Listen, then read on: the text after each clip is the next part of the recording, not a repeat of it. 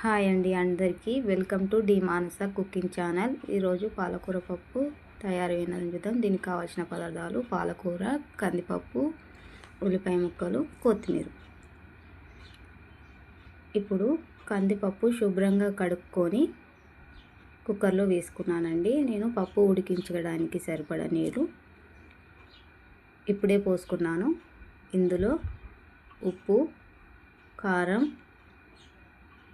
పసుపు వేసుకొని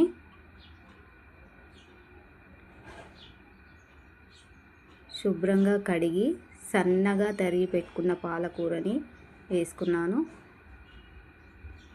నేను ఒక ఉల్లిపాయ ముక్కను కూడా వేశానండి. ఉల్లిపాయ ఇష్టం లేని వాళ్ళు స్కిప్ చేయొచ్చు. ఇప్పుడు కుక్కర్ మూత పెట్టి 3 విజిల్ వచ్చేదాకా ఉడికించుకోవాలి.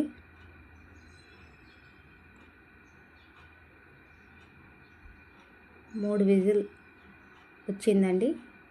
ఇప్పుడు మూత తీసి చూస్తున్నాను. పప్పు చక్కగా ఉడికిపోయింది. ఇందులో ముందుగా చింతపండు పులుసు తీసి పెట్టుకున్నాను. ఆ చింతపండు పులుసుని పప్పులో వేసుకున్నాను.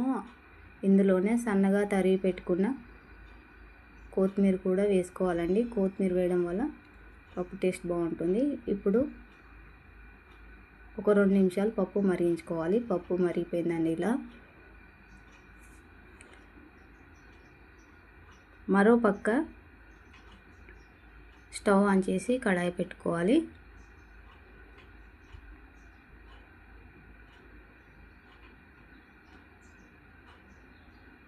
పోపుకు సరిపడా నూనె పోసి వేడి చేసుకోవాలి.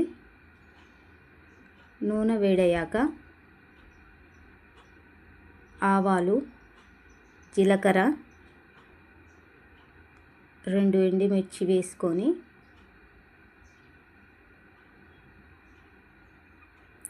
కరివేపాకు వేసుకోవాలి. చిటికెడు పసుపు కూడా వేసుకోవాలి. ఇందులోనే ఇంగువ కూడా వేసుకోవాలండి. పప్పులో ఇంగువ వేసుకోవడం ద్వారా పప్పు టేస్ట్ బాగుంటుంది. అంతే అండి, పోపు రెడీ. ఇందులో పోపులో పప్పు వేసుకొని కలుపుకుంటే ఎంతో టేస్టీ పాలకూర పప్పు రెడీ అండి.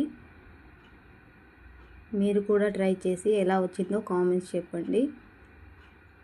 ఈ పప్పు మీకు నచ్చినట్టయితే సబ్స్క్రైబ్